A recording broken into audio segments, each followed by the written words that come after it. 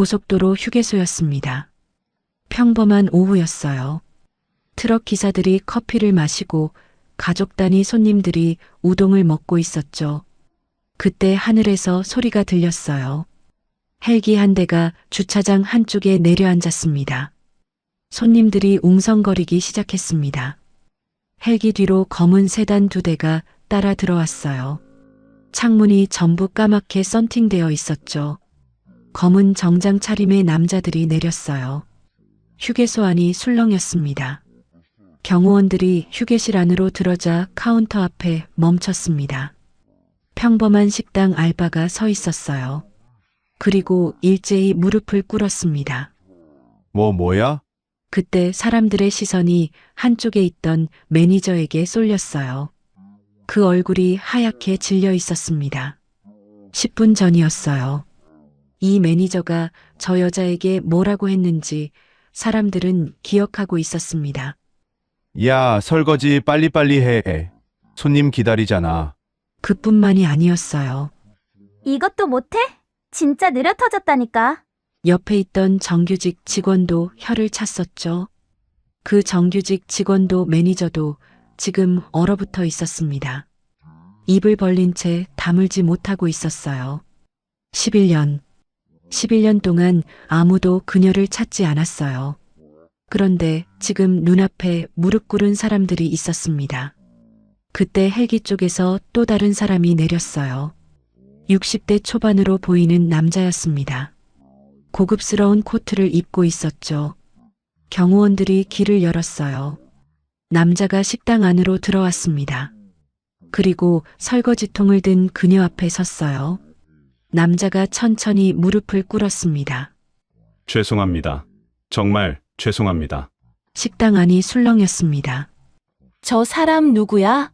헬기 타고 온 거 보면 장관급 아니야. 아니, 재벌 같은데. 도대체 저 여자가 누구길래, 도대체 무슨 일이 있었길래, 그녀가 왜 숨어 살았는지, 그녀가 사라진 날 무슨 일이 있었을까요? 3일 전 이야기입니다. 그날도 평범한 하루였어요. 그녀의 이름은 서윤아. 39살이었어요. 고속도로 휴게소 구내식당에서 일하고 있었죠. 직책은 조리보조였습니다. 실제로 하는 일은 설거지, 테이블 치우기, 바닥 닦기. 아무도 안 하려는 일은 전부 그녀 몫이었어요. 그날도 똑같았습니다. 아침 6시에 출근해서 주방 바닥을 닦았어요. 7시부터 손님이 들어왔죠. 점심시간에는 정신없이 뛰어다녔습니다. 야, 3번 테이블 안 치워? 매니저가 소리쳤어요. 지금 가요. 유나가 대답했습니다. 걸레를 들고 갔어요. 테이블 위에 국물이 흥건했습니다. 야, 여기 물 좀. 손님이 손가락을 튕겼습니다. 눈도 마주치지 않았어요. 사람이 아니라 자판기를 부르는 것 같았죠. 반찬 왜 이래? 짜기만 하고.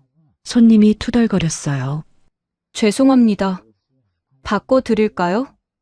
됐어. 그냥 물이나 두고 가. 손을 휘저었습니다. 귀찮다는 표정이었어요. 유나가 돌아섰습니다. 표정이 없었어요. 쉬는 시간이었습니다. 휴게실에서 라면을 먹었어요. 혼자였죠. 다른 직원들은 따로 모여 있었습니다. 킥킥대는 소리가 들렸어요. 쟤 말이야, 진짜 어디서 굴러온 건지. 그러게 나이도 많은 게 알바나 하고. 말도 없고 좀 무섭지 않아? 웃음소리가 났습니다. 유나는 못 들은 척했어요. 그때 문이 열렸어요. 매니저가 고개를 들이밀었습니다. 야, 밥 다 먹었으면 나와. 손님 밀린다. 유나가 일어섰습니다. 라면은 반도 못 먹었어요. 그녀는 앞치마를 다시 묶고 주방으로 향했습니다. 그게 그녀의 하루였어요. 매일 똑같은 하루였습니다. 11년 동안요. 하지만 그날 오후 모든 게 바뀌게 됩니다. 검은 승합차 한 대가 휴게소에 들어왔거든요. 창문이 전부 까맣게 썬팅되어 있었어요. 안이 전혀 보이지 않았죠. 유나는 테이블을 닦다가 고개를 들었습니다. 승합차에서 남자 셋이 내렸습니다. 전부 선글라스를 끼고 있었어요. 휴게소 안으로 들어왔습니다. 두리번거렸어요. 뭔가를 찾는 눈이었습니다. 유나의 손이 멈췄어요. 저걸음거리, 훈련받은 움직임이었습니다. 남자들이 화장실 쪽으로 갔습니다. 잠시 뒤 나왔어요. 아무것도 사지 않았습니다. 그냥 나갔어요. 이상했습니다. 유나가 창밖을 봤어요. 검은 승합차가 주차장 구석으로 이동했습니다. 떠나지 않았어요. 시동도 끄지 않았죠. 뭔가를 기다리고 있었어요. 뭘 기다리는 거지? 유나는 고개를 저었습니다. 상관없어. 내일이 아니야. 걸레를 다시 들었어요. 테이블을 닦았습니다. 하지만 눈은 계속 창밖을 향하고 있었죠. 1시간쯤 지났을 때였습니다. 고급 외제차 한 대가 휴게소로 들어왔어요. 검은색 벤츠였습니다. 뒤에 검은 세단 한 대가 따라붙었습니다. 경호 차량이었죠. 벤츠에서 젊은 남자가 내렸습니다. 26쯤 돼 보였어요. 머리를 깔끔하게 넘겼고 비싼 옷을 입고 있었습니다. 손목에는 시계가 반짝였어요. 수천만 원은 될 것 같았죠. 재벌가 자제 느낌이었습니다. 경호원 2명이 뒤따랐어요. 휴게소 안으로 들어왔습니다. 커피나 한잔하고 가죠. 젊은 남자가 말했어요. 여유로운 목소리였습니다. 매니저가 달려왔습니다. 어서 오십시오. 아까와 완전히 다른 목소리였어요. 아메리카노 3잔이요. 여기서 마실게요. 네, 네. 바로 준비하겠습니다. 매니저가 후다닥 뛰어갔습니다. 유나는 테이블을 닦으며 지켜봤어요. 그러다 창밖을 봤습니다. 가슴이 철렁 내려앉았어요. 아까 그 검은 승합차 위치가 바뀌어 있었습니다. 검은색 벤츠가 보이는 각도로 이동해 있었어요. 저건 감시였습니다. 저 젊은 남자를 지켜보고 있는 거예요. 유나는 다시 경호원들을 봤습니다. 긴장이 풀려 있었어요. 커피를 마시며 웃고 있었습니다. 핸드폰을 보는 사람도 있었죠. 저들은 모르고 있어요. 누군가 저 젊은 남자를 노리고 있다는 걸. 유나의 손에 힘이 들어갔습니다. 말해야 하나? 경고해야 하나? 11년 동안 숨어 살았습니다. 들키지 않으려고 아는 사람이 없는 곳으로 왔어요. 그냥 평범한 사람으로 살고 싶었습니다. 그런데 지금 나서면 전부 무너져요. 유나는 고개를 돌렸습니다. 내 일이 아니야. 나는 그냥 알바야. 설거지나 하고 바닥이나 닦고 그렇게 사는 거야. 걸레를 들었습니다. 다른 테이블로 갔어요. 하지만 가슴이 쿵쾅거렸습니다. 30분쯤 지났을 때였습니다. 젊은 남자가 일어섰어요. 화장실 좀 갔다 올게요. 경호원 한 명이 따라 일어났습니다. 됐어요. 화장실까지 따라올 거예요. 젊은 남자가 손을 저었어요. 금방 나올게요. 여기 있어요. 경호원이 멈칫했습니다. 젊은 남자가 웃으며 말했어요. 여긴 고속도로 휴게소잖아요. 무슨 일이 있겠어요? 그렇게 말하고 휴게소 뒤편 화장실로 향했습니다. 경호원들은 자리에 앉아 있었어요. 그 모습을 보는 유나의 얼굴이 굳었습니다. 창밖을 봤어요. 검은 승합차 문이 열렸습니다. 남자 셋이 내렸어요. 화장실 방향으로 걸어가고 있었습니다. 유나의 심장이 멎는 것 같았어요.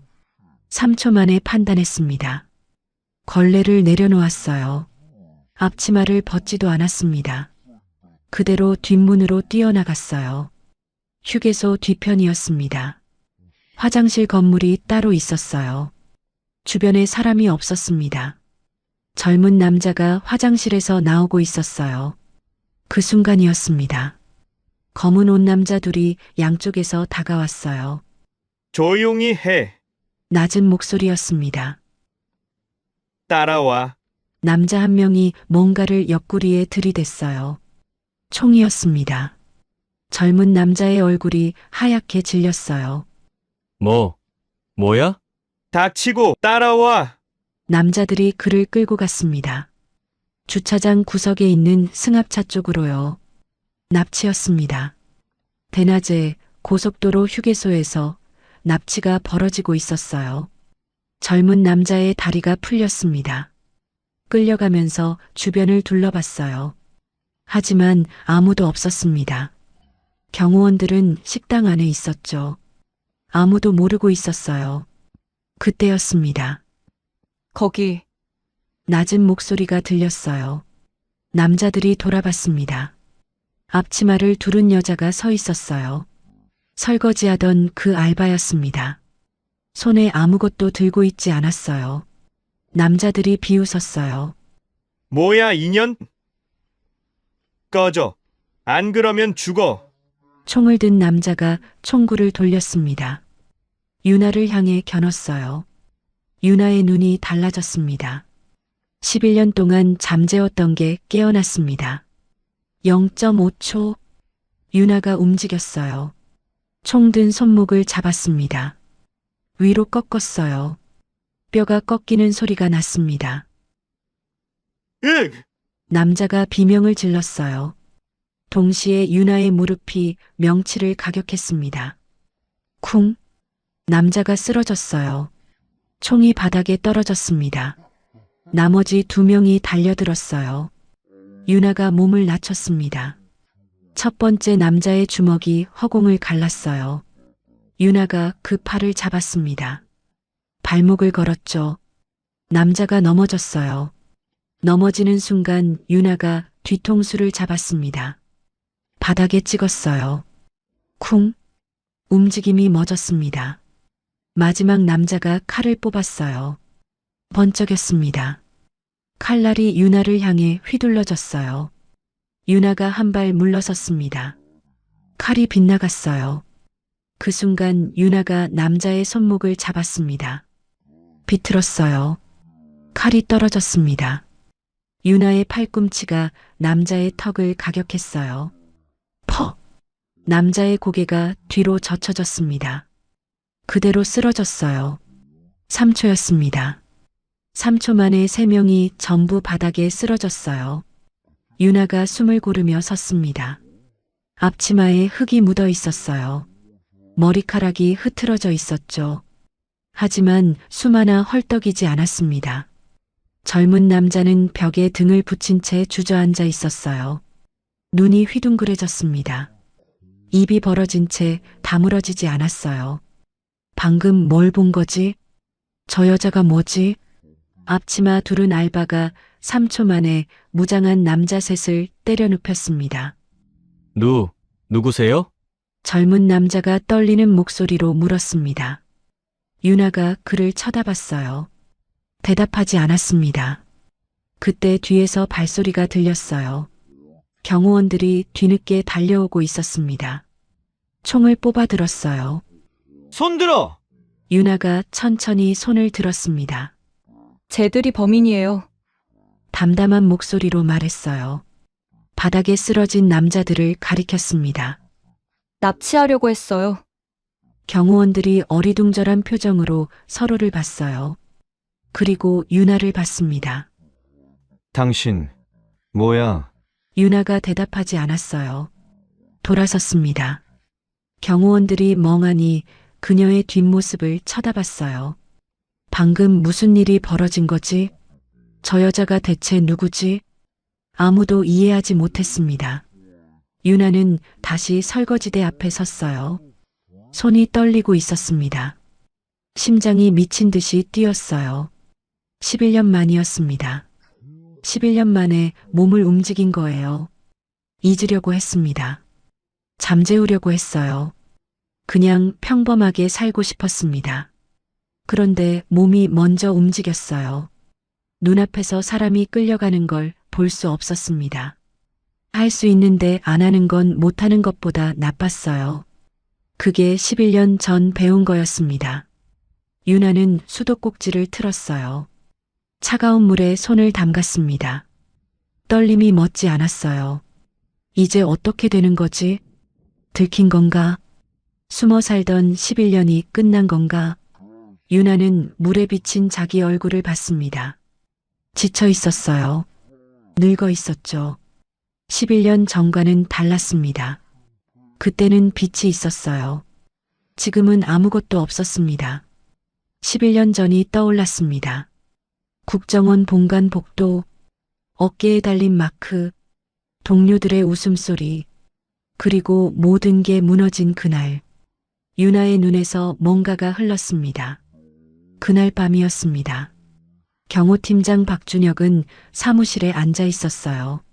노트북 화면에 영상이 재생되고 있었습니다. 휴게소 CCTV 영상이었어요. 3초 만에 3명을 제압하는 여자.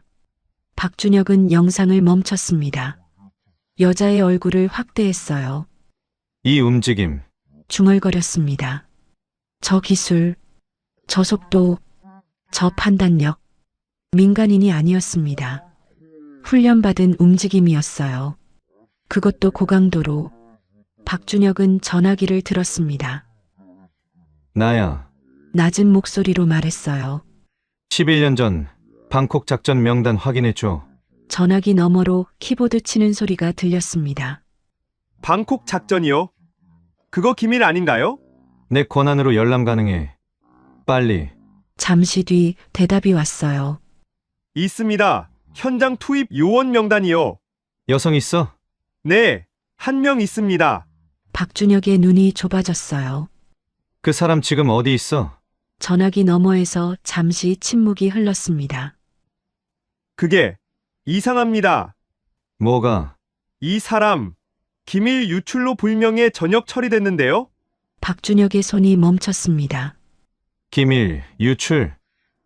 네, 작전 직후에 정보 유출 혐의로 조사받고 불명예 전역됐습니다.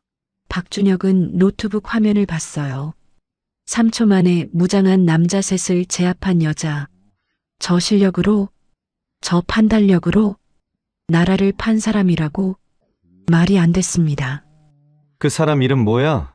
서유나 당시 별명은 전화기 너머에서 잠시 멈췄어요. 그림자였습니다. 박준혁의 눈이 커졌습니다. 그림자, 그 이름을 들어본 적 있었어요. 전설처럼 내려오는 이름이었습니다. 국정원 역사상 최고의 필드 요원. 훈련 성적 전 과목 1위. 한 번도 들킨 적 없는 사람. 그 사람이 기밀 유출로 쫓겨났다고? 11년 동안 휴게소에서 설거지를 했다고? 박준혁은 의자에 등을 기댔습니다. 뭔가 이상해. 중얼거렸어요. 이거 뭔가 잘못됐어. 그는 노트북을 닫았습니다. 직접 만나봐야겠어. 11년 전이었습니다. 유나는 국정원 해외공작단 소속 요원이었어요. 최연소 여성 필드 요원이었습니다. 28살이었죠. 훈련 성적은 전 과목 1위였어요. 침투, 탈출, 근접 전투, 폭발물 해체, 전부 만점이었습니다. 선배들이 붙여준 별명이 있었어요. 그림자, 한 번도 들킨 적이 없다는 뜻이었습니다. 어떤 임무든 완벽하게 수행했어요. 어떤 위기에서도 살아 돌아왔죠. 전설처럼 불리는 이름이었습니다. 그때는 빛이 있었어요. 그때는 웃을 수 있었습니다. 동기가 한 명 있었어요. 이름은 재호였습니다. 같이 훈련받았고 같이 임무를 나갔죠. 유일하게 유나를 편하게 대하는 사람이었어요. 야, 유나. 어느 날 훈련이 끝난 뒤였습니다. 재호가 다가왔어요. 땀에 젖은 얼굴로 웃고 있었죠. 오늘도 1등이야? 운이 좋았어. 유나가 대답했습니다. 운. 11번 연속 운이면 그게 실력인 거야. 재호가 어깨를 툭 쳤어요. 진짜 대단하다. 나중에 큰일 나면 네 뒤에 숨어야겠어. 바보같이. 유나도 웃었습니다. 그때는 웃을 수 있었어요. 그때는 내일이 있었습니다. 방콕 작전이 내려온 건 그의 여름이었어요. 한국 대기업 회장이 출장 중 테러 조직에 납치됐습니다. 외교 문제 때문에 공식적인 대응이 어려웠어요. 정부가 나설 수 없었죠.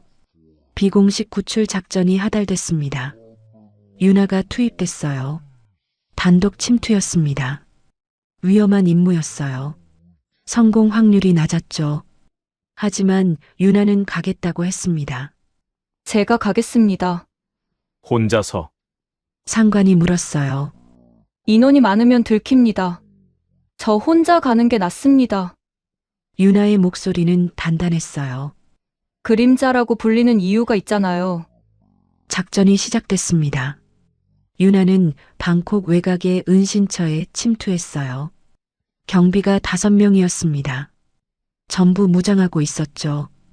윤하는 소리 없이 움직였어요. 첫 번째, 두 번째, 세 번째, 하나씩 무력화했습니다. 들키지 않았어요. 인질이 있는 방에 도착했습니다. 문을 열었어요. 50대 남자가 묶여 있었습니다. 얼굴이 부어 있었어요. 며칠 동안 맞은 것 같았죠. 조용히 하세요. 윤하가 속삭였어요. 구하러 왔습니다. 남자의 눈에 눈물이 고였습니다. 탈출이 시작됐어요. 그런데 경비 2명이 더 있었습니다. 사전 정보에 없던 인원이었어요. 총격전이 벌어졌습니다. 윤하가 인지를 업고 뛰었어요. 총알이 날아왔습니다. 어깨에 불이 붙는 것 같았어요. 맞았습니다. 피가 흘렀어요. 하지만 멈추지 않았습니다. 뛰고 또 뛰었어요. 탈출 지점에 도착했습니다. 대기하고 있던 차에 인지를 태웠어요. 가세요. 윤하가 소리쳤습니다. 차가 출발하고 윤하는 쓰러졌습니다. 어깨에서 피가 흘렀어요. 시야가 흐려졌죠. 하지만 웃었습니다. 임무 완료. 인질은 무사히 귀국했어요. 완벽한 성공이었습니다. 병원에서 눈을 떴을 때 재호가 옆에 있었어요. 야, 정신 들어? 재호의 목소리가 떨렸습니다. 미친 거 아니야? 진짜 총알을 맞아? 인질은? 윤하가 물었어요. 무사해. 무사하다고. 재호가 한숨을 쉬었습니다. 근데 너 진짜 대단하다. 혼자서 5명 상대하고 총 맞고도 인질 데리고 나왔잖아. 7명이었어. 뭐, 경비가 7명이었어. 정보가 틀렸더라고. 재호의 얼굴이 굳었어요. 정보가 틀렸는데 어떡해. 그냥 했어. 윤하가 웃었습니다. 할 수 있으니까. 재호가 한참 윤하를 쳐다봤어요. 그리고 웃었습니다. 진짜 너 미쳤어. 그게 마지막 웃음이었습니다. 일주일 뒤였어요. 윤하는 상관에게 불려갔습니다. 기밀 유출 혐의로 조사에 응해라. 윤하는 귀를 의심했어요. 네. 뭐라고요? 작전 전에 적에게 정보가 샜어. 내 통신 기록에 흔적이 있어. 저요? 말도 안 돼요. 윤하의 목소리가 높아졌습니다. 제가 왜 정보를 넘겨요? 제가 직접 봤잖아요. 제가 총 맞았잖아요. 기록이 그래. 상관은 눈을 피했어요. 통신 로그를 확인해봐. 윤하는 기록을 확인했습니다. 그녀의 암호화 채널에서 외부로 정보가 나간 흔적이 있었어요.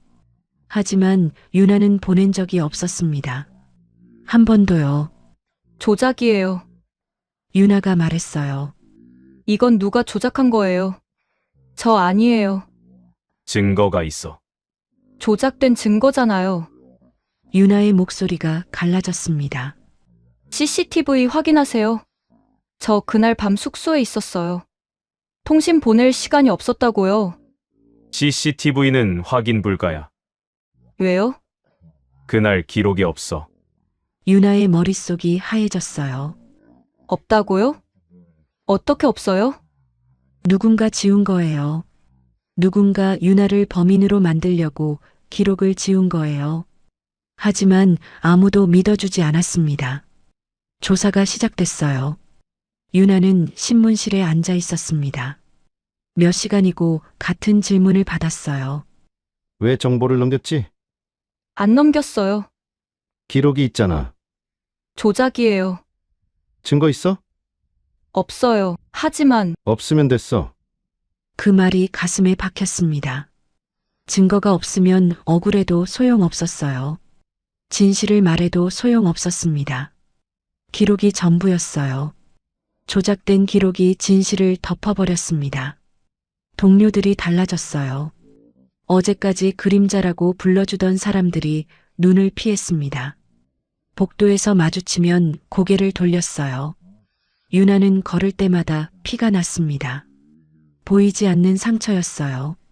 그때 복도에서 재호를 봤습니다. 유나가 걸음을 멈췄어요. 재호야. 불렀습니다. 재호가 멈췄어요. 하지만 돌아보지 않았습니다. 재호야. 다시 불렀어요. 목소리가 떨렸습니다. 나야. 유나야. 재호의 어깨가 굳었어요. 한참 서 있었습니다. 그리고 낮은 목소리로 말했어요. 미안. 그게 전부였습니다. 재호는 돌아보지 않고 걸어갔어요. 유나는 그 자리에 서 있었습니다. 다리에 힘이 풀렸어요. 눈앞이 흐려졌습니다. 그때 유나의 안에서 뭔가가 툭 하고 끊어졌어요. 믿음이었습니다. 희망이었어요. 11년간 함께했던 것들이 전부 무너졌습니다. 불명의 저녁. 서류가 내려왔어요. 유나는 도장을 찍어야 했습니다. 손이 떨렸어요. 왜 저예요? 마지막으로 물었습니다. 상관은 대답하지 않았어요. 눈을 피했습니다. 도장을 찍었어요. 쿵. 그 소리가 심장을 때리는 것 같았습니다. 국정원을 나오는 날이었어요. 복도가 텅 비어 있었습니다. 아무도 없었어요. 배웅하는 사람이 한 명도 없었습니다. 유나의 발소리만 울렸어요. 똑똑똑. 그 소리가 너무 컸습니다. 문을 열고 밖으로 나왔어요. 햇빛이 눈부셨습니다. 하지만 따뜻하지 않았어요. 차가웠습니다. 세상이 전부 차가웠어요. 유나는 뒤돌아보지 않았습니다. 그냥 걸었어요. 눈물이 흘렀습니다. 걸으면서 울었습니다. 아무도 알지 못했어요. 그녀가 얼마나 아픈지, 그녀가 얼마나 억울한지, 아무도요. 그렇게 서유나는 사라졌습니다. 이름을 바꿨어요. 연락처를 끊었습니다. 아는 사람이 없는 곳으로 갔어요. 11년 동안 숨어 살았습니다. 휴게소 식당에서 설거지를 했어요. 반말을 듣고 무시를 당하고 그게 전부였습니다. 그런데 3일 전 그녀는 다시 몸을 움직였어요. 11년 동안 잠재웠던 게 깨어났습니다. 이제 어떻게 되는 걸까요? 숨어 살던 11년이 끝나는 걸까요? 유나는 알 수 없었어요. 하지만 한 가지는 확실했습니다. 누군가 그녀를 찾고 있었어요. 11년 전의 진실을 파헤치려는 사람이 경호팀장 박준혁. 그가 움직이기 시작했습니다. 준혁은 밤새 자료를 뒤졌습니다. 보고서, 통신 로그, 인원 명단, 전부 꺼내서 책상 위에 펼쳤습니다. 뭔가 이상했어요. 기록이 너무 깔끔했습니다. 마치 누군가 정리한 것처럼요. 준혁은 전문가에게 통신 로그 분석을 의뢰했어요. 이틀 뒤 결과가 나왔습니다. 팀장님, 이거 보세요. 분석관이 화면을 가리켰어요. 여기, 이 부분이요. 타임스탬프가 맞지 않습니다. 무슨 뜻이야? 누군가 나중에 삽입한 거예요. 원래 기록에 없던 데이터입니다. 준혁의 눈이 좁아졌어요. 조작이라는 거야? 네, 그것도 내부에서요. 내부. 외부 접근 흔적이 없어요. 내부 권한을 가진 사람이 한 겁니다. 준혁은 의자에 등을 기댔습니다. 내부 소행이었어요. 11년 전 누군가 유나를 범인으로 만들기 위해 기록을 조작한 겁니다. 권한 있는 사람이 누구야? 당시에. 확인해 볼게요. 분석관이 키보드를 쳤어요. 잠시 뒤 명단이 떴습니다. 5명입니다. 그중 현직은 1명이에요. 누구야? 분석관이 이름을 읽었습니다. 오상훈. 현재 국정원 해외정보국 부국장입니다. 준혁의 얼굴이 굳었어요. 그 이름을 알고 있었습니다. 당시 방콕 작전의 부팀장이었어요. 지금은 부국장까지 올라간 사람이죠. 이 사람이 계정 접속 기록이 있습니다. 조작된 날짜에 이 사람 계정으로 로그인했어요. 준혁은 자리에서 일어났습니다. 직접 만나봐야겠어. 국정원 본관 7층이었습니다. 준혁이 문을 열고 들어갔어요.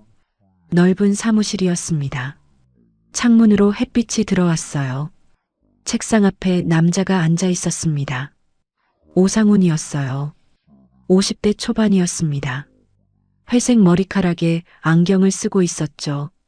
눈이 차가웠어요. 무슨 일인가? 박 팀장. 상훈이 고개를 들었습니다. 여유로운 표정이었어요. 11년 전 방콕 작전에 대해 여쭤볼 게 있습니다. 준혁이 말했어요.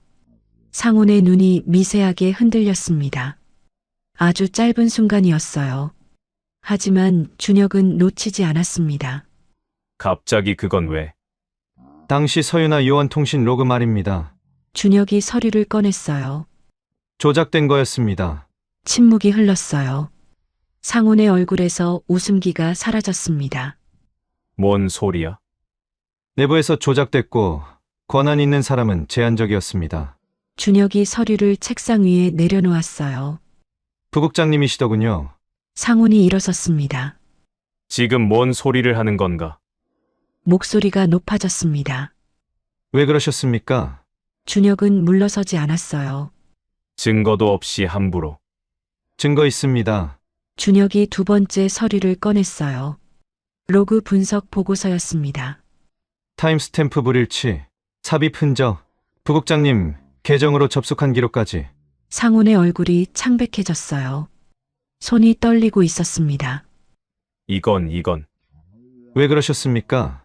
준혁의 목소리가 낮아졌어요. 동료를 왜 팔았습니까? 상훈이 창밖을 봤습니다. 한참 말이 없었어요. 어깨가 축 처졌습니다. 어쩔 수 없었어. 작은 목소리였어요. 작전 중 내 판단 미스가 있었어. 상훈이 돌아섰습니다. 얼굴이 일그러져 있었어요. 경비 배치 정보를 잘못 줬어. 5명이라고 했는데 7명이었지. 준혁의 눈이 커졌어요. 그래서 유나가 총에 맞은 거야. 내 실수 때문에. 상훈의 목소리가 떨렸습니다. 그게 드러나면 난 끝이었어. 승진은커녕 문책당할 판이었지. 그래서 준혁의 주먹이 떨렸어요. 그녀한테 뒤집어 씌운 겁니까? 상훈이 고개를 떨궜습니다. 그냥 내가 살아야 했어. 준혁은 한 발짝 다가갔어요. 11년입니다.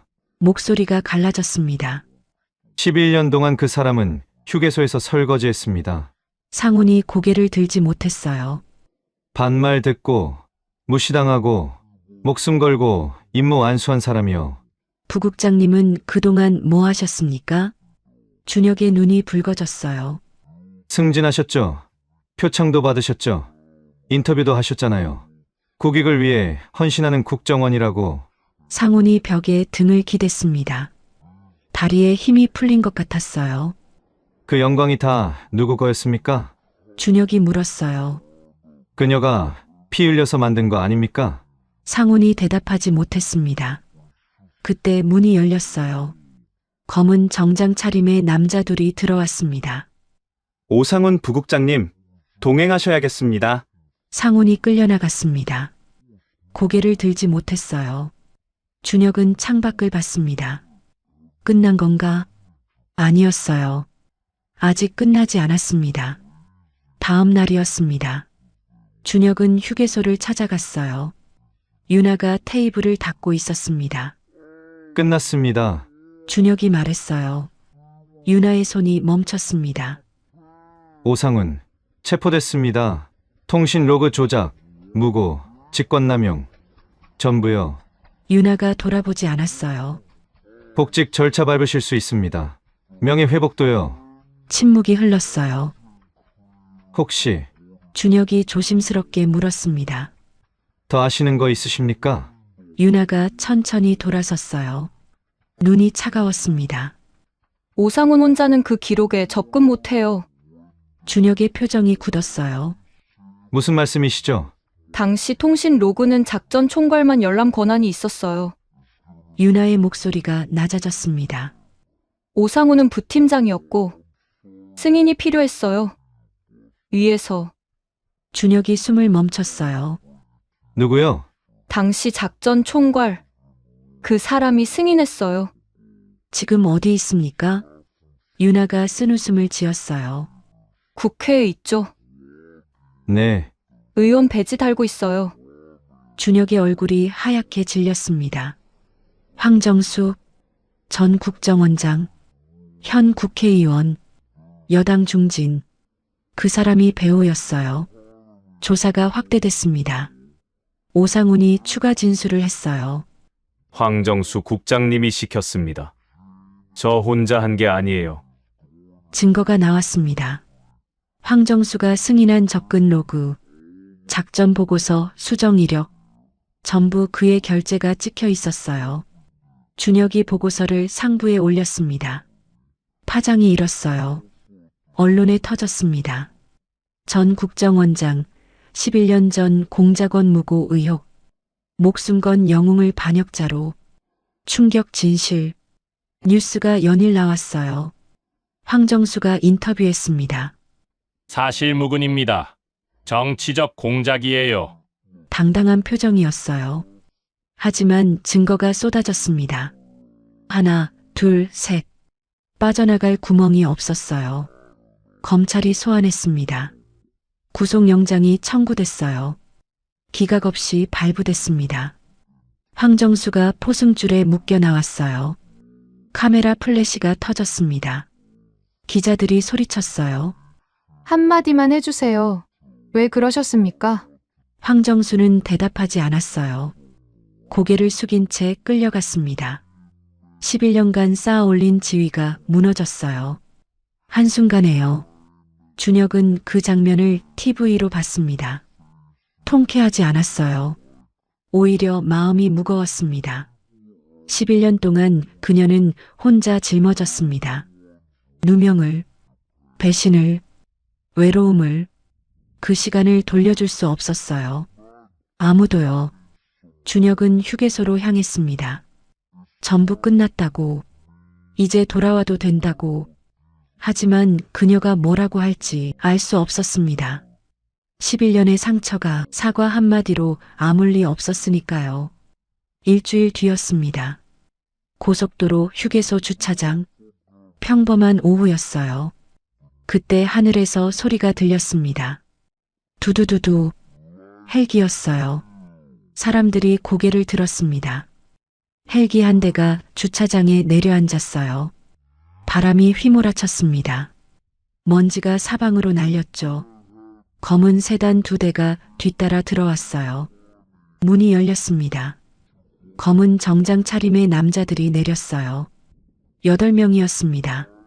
전부 이어폰을 끼고 있었어요. 양쪽으로 도열했습니다. 휴게소 안이 술렁였어요. 누가 오는 거야? 사람들이 웅성거렸습니다. 가운데 차 문이 열렸어요. 남자 한 명이 내렸습니다. 60대 초반이었어요. 흰 머리카락에 고급스러운 코트를 입고 있었습니다. 지팡이를 짚고 있었지만 걸음은 당당했어요. 한성태, 승우그룹 회장이었습니다. 11년 전 방콕에서 유나가 구출한 그 인질이었어요. 성태가 휴게소 안으로 걸어 들어왔습니다. 매니저가 허리를 90도로 꺾었어요. 어서 오십시오. 성태는 매니저를 보지 않았습니다. 걸음을 멈추지 않았어요. 카운터 앞에서 섰습니다. 유나가 거기 있었어요. 설거지통을 들고 있었습니다. 앞치마에 물이 튀어 있었죠. 머리카락이 헝클어져 있었어요. 11년 전 총알을 맞으면서 자신을 구해준 사람. 지금은 휴게소에서 설거지를 하고 있었습니다. 성태의 눈이 젖어들었어요. 경호원 8명이 일제히 무릎을 꿇었습니다. 준혁이 그 중에 있었습니다. 식당 안이 조용해졌어요. 숨소리조차 들리지 않았습니다. 성태가 지팡이를 내려놓았어요. 천천히 무릎을 꿇었습니다. 양손을 바닥에 짚었어요. 11년 전 당신이 저를 살렸습니다. 낮은 목소리였어요. 총을 맞으면서 피 흘리면서 저를 업고 뛰었죠. 유나는 움직이지 않았어요. 설거지통을 든 채 서 있었습니다. 그런데 전 아무것도 몰랐어요. 성태의 목소리가 갈라졌습니다. 당신이 누명을 쓴 것도, 쫓겨난 것도, 11년 동안 이렇게 사신 것도. 고개를 더 숙였어요. 이마가 바닥에 닿을 것 같았습니다. 죄송합니다. 정말 죄송합니다. 식당 안이 술렁였어요. 준혁이 일어섰어요. 식당 안을 둘러봤습니다. 또렷한 목소리로 말했어요. 이분은 잘못한 적이 없습니다. 모든 시선이 준혁에게 쏠렸어요. 11년 전 내부 조작으로 누명을 쓰셨습니다. 준혁의 목소리가 식당 안에 울렸어요. 목숨 걸고 임무를 완수한 영웅입니다. 매니저의 얼굴이 하얗게 질렸습니다. 정규직 언니도 얼어붙었어요. 얼굴을 들 수가 없었어요. 손님들도 마찬가지였습니다. 물 늦다고 손가락 튕겼던 사람, 반찬 짜다고 투덜댔던 사람, 눈도 안 마주치고 자판기 대하듯 했던 사람들, 전부 고개를 숙였어요. 아무도 유나를 쳐다보지 못했습니다. 성태가 일어섰어요. 유나를 바라봤습니다. 다시 함께 일해 주시겠습니까? 유나는 대답하지 않았어요. 저희 회사 보안 총괄로 모시고 싶습니다. 성태의 목소리가 간절했어요. 아니, 그게 아니라도 말끝을 흐렸습니다. 그냥 빚을 갚고 싶습니다.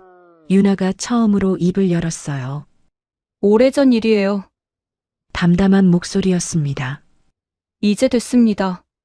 성태의 얼굴에 그림자가 졌어요. 하지만 생각해 볼게요.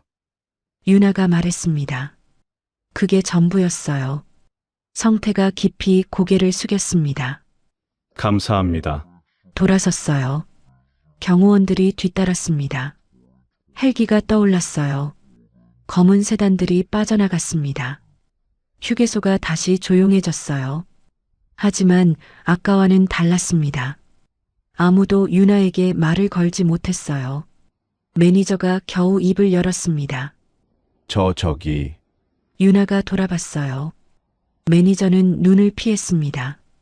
아무것도 아니에요. 유나는 다시 설거지통을 들었어요. 며칠이 지났습니다. 휴게소 분위기가 완전히 달라졌어요. 매니저가 먼저 인사했습니다. 좋은 아침입니다. 존댓말이었어요. 2년 만에 처음이었습니다. 오늘 좀 일찍 퇴근하셔도 돼요. 네. 유나가 대답했어요. 이상한 기분이었습니다. 정규직 언니도 달라졌어요. 언니, 커피 드릴까요? 괜찮아요. 점심은 뭐 드실래요? 제가 갖다 드릴게요. 유나는 고개를 저었어요. 그냥 평소처럼 하면 돼요. 손님들도 달라졌습니다. 물 좀 주실 수 있을까요? 천천히 갖다 주셔도 돼요.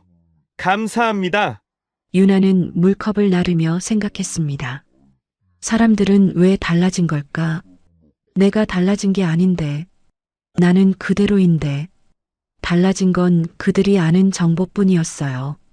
그녀가 누구인지 알게 되니까 갑자기 친절해지고 갑자기 눈을 마주치고 씁쓸했습니다. 하지만 원망하지는 않았어요. 사람은 원래 그런 거니까. 보이는 것만 믿으니까. 그래서 유나는 숨었던 거예요. 아무것도 안 보이는 사람이 되고 싶었으니까. 어느 저녁이었습니다. 손님들이 전부 빠져나갔어요. 유나 혼자 남았습니다. 테이블을 닫고 의자를 정리했습니다. 창밖으로 해가 지고 있었습니다. 고속도로 너머로 노을이 번지고 있었어요. 붉은 빛이 식당 안으로 들어왔습니다. 창밖을 바라봤어요. 노을이 예뻤습니다. 11년 동안 노을을 본 적이 있었나? 기억이 나지 않았어요. 매일 고개를 숙이고 살았으니까, 매일 바닥만 보고 살았으니까, 하늘을 올려다볼 여유가 없었습니다. 유나의 눈에 눈물이 고였어요. 11년 동안 혼자였습니다. 11년 동안 아무도 찾지 않았어요. 11년 동안 억울해도 말할 곳이 없었습니다. 그런데 이제 끝났어요. 진실이 밝혀졌습니다. 누명이 벗겨졌어요. 찾아온 사람들이 있었습니다. 무릎 꿇고 사과한 사람이 있었어요. 유나의 입꼬리가 올라갔어요. 아주 조금, 작은 미소였습니다. 11년 만에 미소였어요. 눈물이 흘렀습니다. 멈출 수 없었어요. 웃으면서 울었습니다. 앞치마를 풀고 카운터에 내려놓았습니다. 문을 열고 밖으로 나갔어요. 노을을 향해 걸었습니다. 바람이 불었어요. 따뜻했습니다. 11년 만에 느끼는 따뜻함이었어요. 유나는 걸음을 멈추지 않았습니다. 노을 속으로 걸어갔어요. 세상에 보이지 않는 사람은 없습니다. 다만 보려 하지 않았을 뿐이죠. 오늘 영상이 마음에 드셨다면 구독과 좋아요 부탁드려요. 여러분의 응원이 다음 이야기에 힘이 됩니다. 그럼 다음 영상에서 또 만나요.